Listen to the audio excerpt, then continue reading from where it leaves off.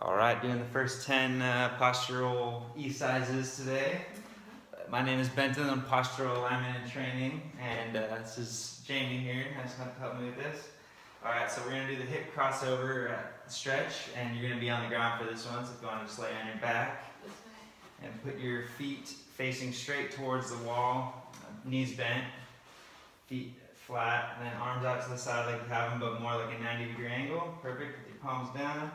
And then you're going to want to lift up your right leg, put it across your left knee, and then start to slowly shift your body weight towards the left side, moving onto your left hip, and then slowly pushing your right foot onto the floor. So ultimately what you want to have is your hip muscles controlling yourself over towards that side, pushing your weight towards the left, and you're going to hold it for about 20 more seconds. It's 1 minute each side. We'll do everything both sides. And this is just supposed to be stretching out your hips. You should be feeling it on the outside of your right hip a little bit. And it's also supposed to be opening up your whole upper body. So keep your hip muscles flexing towards that direction, keeping yourself on the ground. And then you want to come up slowly to the center. Put your right foot down, and then left foot over, and then come this way this time, onto your right hip, putting your left foot onto the ground. Yeah, and you will feel asymmetries as you go. And as you keep doing these, you'll feel the asymmetries slowly dissipate, but day one, you're definitely going to feel them. Alright, and then keep the tension in the hip muscles.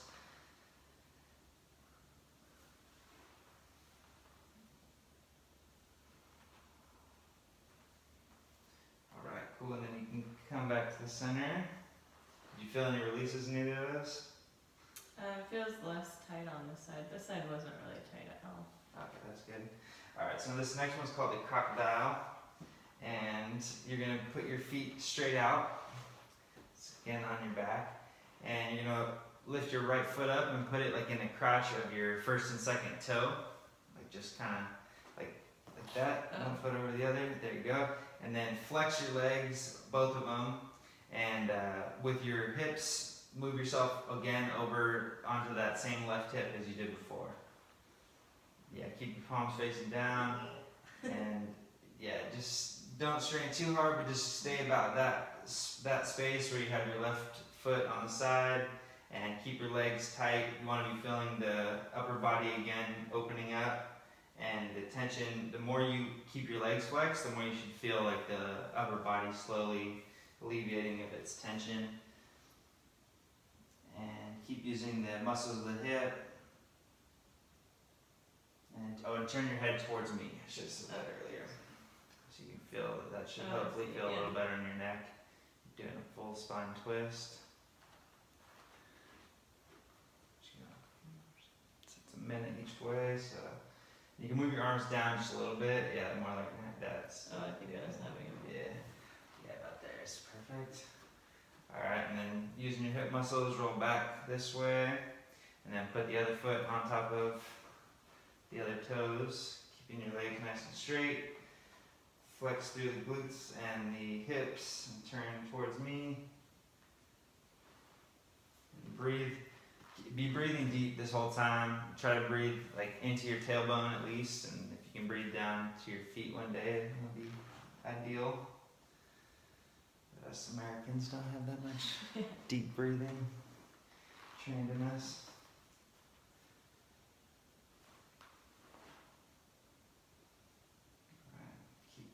Breathing nice and deep, feeling it in your hips, and then you can slowly relax towards the center.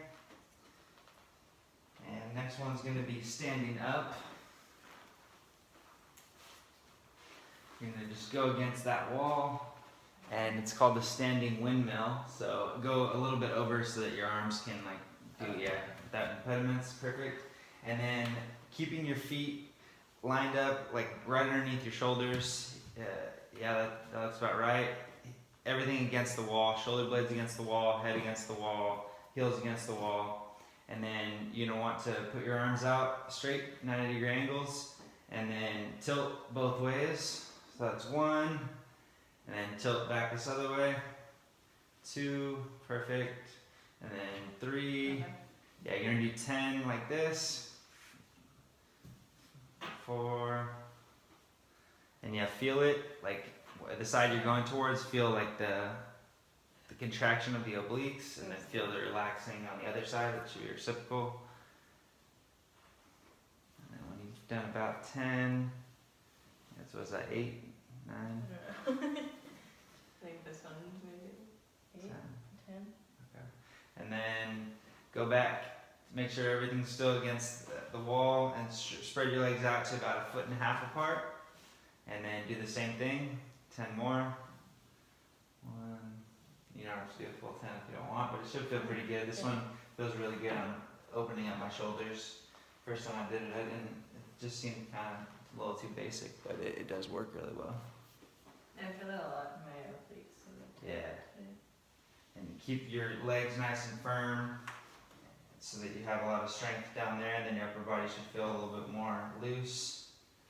And then I think that's about 10, and then do one little bit more step out, about 2.5 feet apart. That looks about right, and then do the same thing, 10 more. Keeping the shoulders against the wall, head against the wall. Looks like some good form.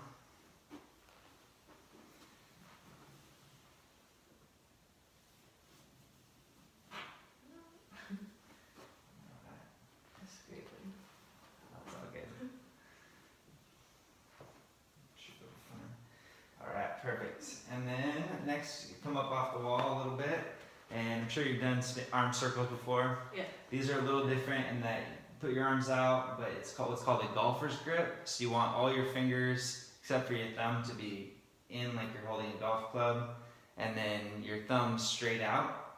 Yeah, just like that. And keep your arms nice and tight, and left arm down a little bit maybe, and then just this one you're just gonna go 40 if you can do a full 40, but you're going back, go forward to start with. It's forward and up a little bit. Oh, okay. Just circles just like that, and try to use your whole shoulder, like the underlying muscles beneath your shoulder blades, and not just the shoulders themselves. Oh, yeah. And yeah, keep your legs nice and strong, sturdy. And then, are you counting? 30. No, I don't know what that's counting. That's okay. They feel sore though. Yeah, yeah. You can flip them around now and then go back the other way.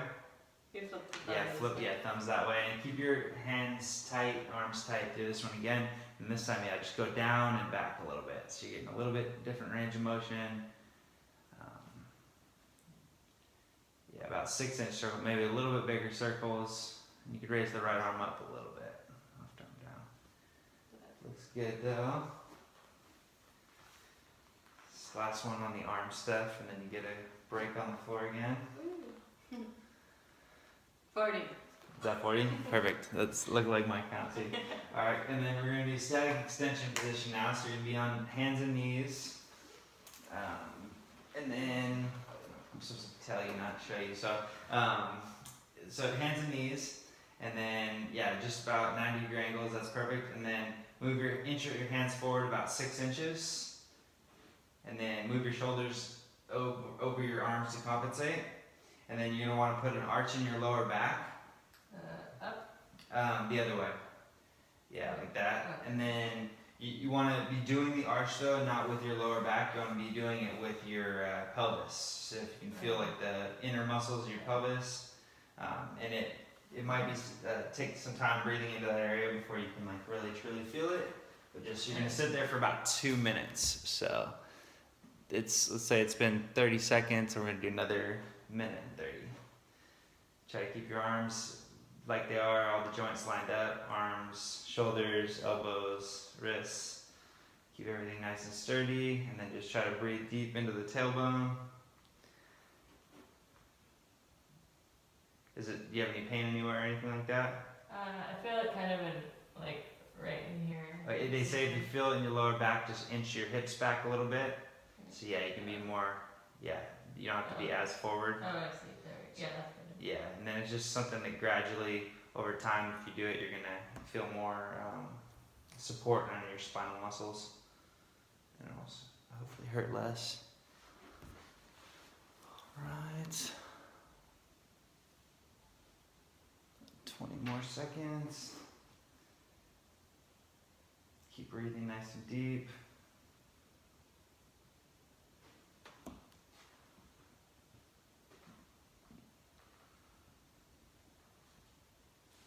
Alright. And then this next one, you're going to be on your back again. It's called the upper spinal floor twist. And to start with, actually, you're in the fetal position. Put your arms together and come towards me onto your right hip. Oh, this way. Yeah, and then put your left hand on your right knee, like kind of holding your knees in place, or yeah, on the top knee, yeah, like that. Or sorry, your right hand on your knee. There we go. Yeah, and then reach your left hand out and over towards the back. And then you're gonna be feeling the stretches. It doesn't have to be exactly 90 degrees. It's kind of whatever your shoulder feels comfortable with. You're gonna stay there for a minute once you get comfortable. So, yeah, and perfect. You knew with your head, you're gonna stay looking in that direction. Or if it hurts to look in that direction, you can just look straight up. But that general direction, either that or up, and just keep breathing deep. You want to be feeling it all through the midsection. Try to breathe down to the tailbone.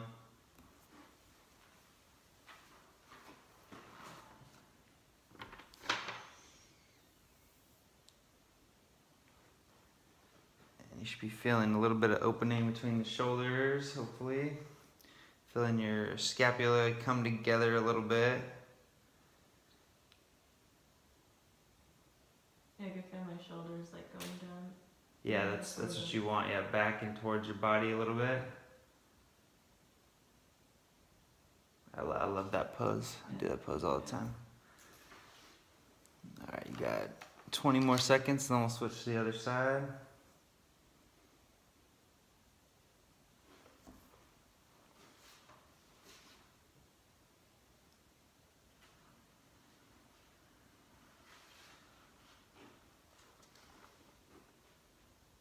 And you'll probably notice on this one too that one side is going to be tighter than the other. I know for me, I always am. Alright, that's 20 seconds. You can switch back to the center and go over to the right. And yeah, bottom hand over the knee. And that's optional, by the way. If that's not comfortable and your legs can stay there, then you don't have to hold it, but it just helps me. Oh, yeah, so. feels fine. Yeah, and then lean over this way. Yeah, arm outstretched. Yeah, This way, yeah, palm facing up is good. Yeah, so that your shoulders are flat back. And then, yeah, sometimes it takes a little bit of playing with the angle to see what feels comfortable. Yeah.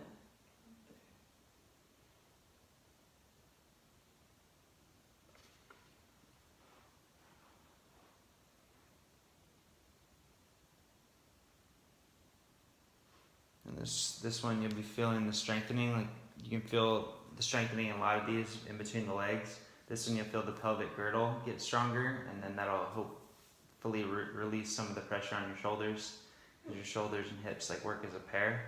So the more you can get your pelvis to be like contracted and stable and holding the bottom of your spine intact, the more it'll relax the upper part. Alright, cool, you can go to the center now. And then we're going to be doing an assisted hip lift. So this one's actually up against the wall. So you're going to be on your back again, but feet up against the wall, I should say. Facing this way? Yeah, whatever way you want to face. Yeah, that one works. And then your feet up against the wall with a 90-degree angle. And your butt should be pretty level on the floor. If it feels like it's a little bit of a gap, you might want to come back a little bit. That looks like you're pretty lined up. Yeah. And then keep your feet pointing straight up towards the ceiling. And then pick your right foot up and go across your left knee. Yeah. And then using your hip muscles, you want to start to drive the left foot into the wall, like using your right foot. So push through your hips, through the outside of the ankle, towards the wall. Pushing with this one. Kind of picture. Picture that's like a tent post you're trying to knock in, and your right foot's like a very slow hammer, if that makes sense.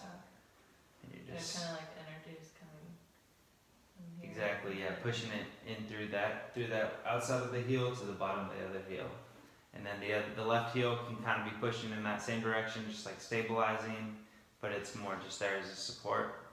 And be breathing deep into the stomach, into the tailbone. You got 30 more seconds on this side. This one I really like a lot. It helps release the outsides of your hips if you ever get tight on the outsides of your hips.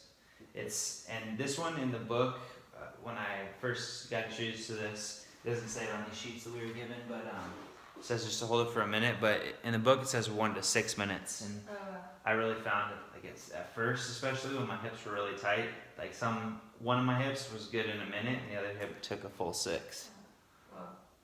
But then I'd feel like a discernible release at some point. And so a lot of these are that way. Like I've been doing them more now, so I can do them for less time, and I feel the release. All right, you can switch to the other leg. Yeah, I should do those more because my left hip always gets stuck. Is that one tighter now? Yeah. Yeah, for me, my left hip is tighter right now too. Feels good. Yeah, and then same thing, use your hip muscles to push the left outside of your ankle towards the knee and then through to that bottom heel. Keep your shoulders flat, relax the upper body.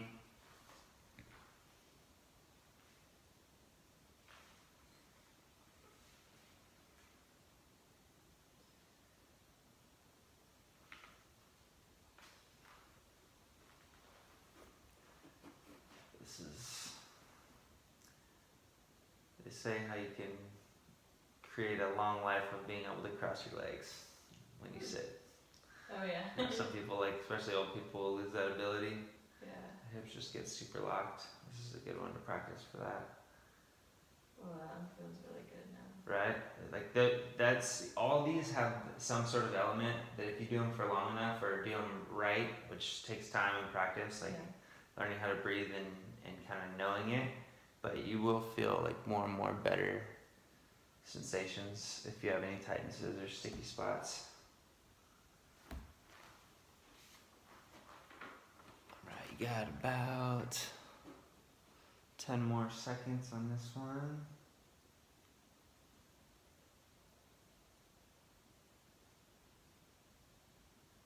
And if it's your sticky one, you want to stay a little longer, it's all good. We're doing pretty good. We only got 3 more poses. Okay. I'll just do that later too. I feel like it's just like really, like my left hip is going more toward the ground. Does that make sense? Can you try to correct it with your pelvis muscles? Like, can you try to tilt? If not, you might just want to back off the wall a little bit. Oh, I see. Change the angle, because you are like a perfect 90. You could be like more like a 105.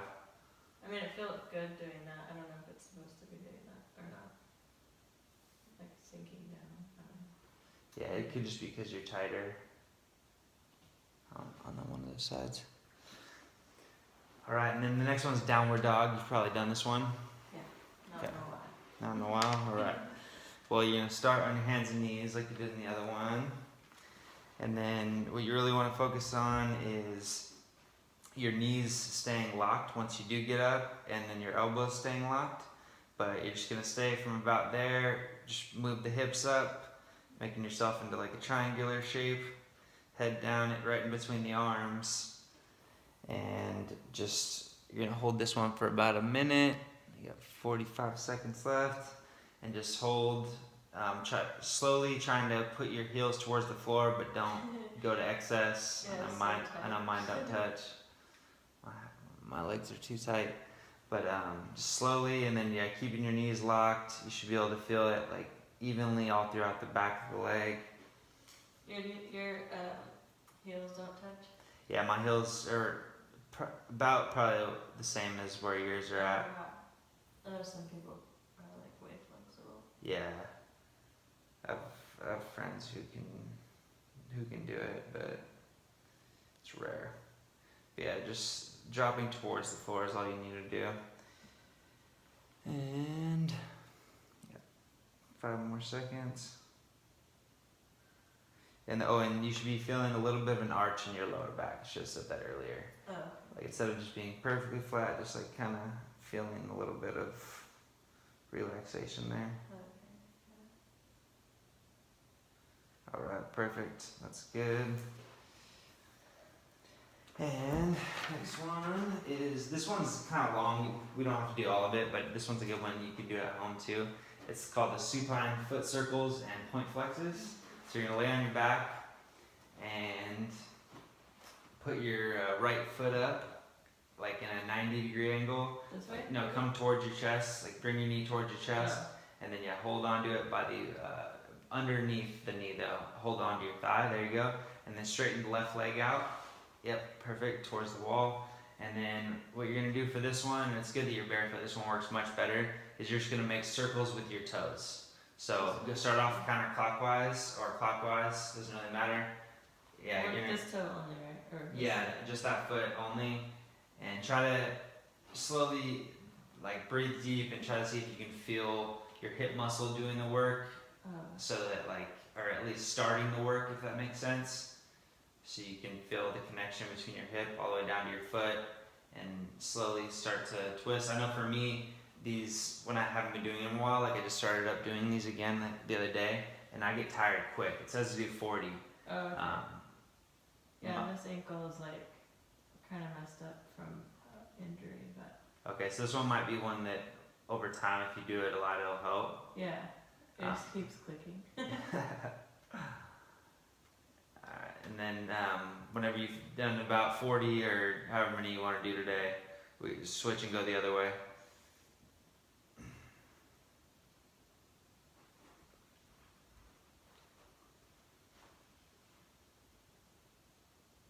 Like doesn't know how to go this way. Yeah. No, it's funny to one of mine. I think my right foot, or no, my left foot actually feels more coordinated than my right. Oh wow. My right foot is just kind of weird. Like. Someone's like not even going in a circle. It's like. No, that's a good circle. Okay. It was like it's skipping this section. It's just not a perfect circle, and we're just such perfectionists. Yeah. Yeah. This time. Oops. Keeps wanting to go the other way. Okay, getting tired. All right, cool. And then next is do you want to do the other foot, just like a little bit to even it out? Yeah. Yeah, it's good to do both sides always. Yeah, this one's definitely less coordinated. Yeah, make sure the knee stays still and the movement's coming from your ankle, not from your knee.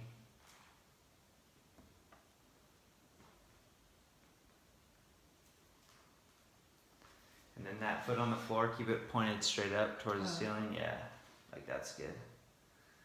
Just keep your hips both engaged and spine straight.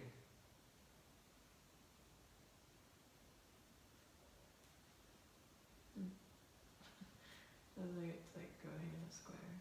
Yeah, see that's how my right foot feels. Like it's trying. Yeah. Hungry or whatever. Alright, and then the next one's called point flex. It's really simple. You basically just keep your foot in that same position you had it in before. One leg out. Or no, sorry, one leg. Yeah, yeah. And then point the toe towards the wall. That's like the calf flex, and then come back. Yep, perfect. So you're just gonna do that 40 times. Point towards the wall, and then push the heel towards the wall, and point back toward your face. And then feel the contraction in your calf muscle. Drive with your ankle. Keep the knee nice and straight. And it's supposed to be 40, but that's a lot. So do however many you want to do, and then switch and do about that same number on the other. That's good though. Yeah. It's good. So the more we do with our feet and ankles, the more it's going to help out the whole leg. If you have strong support.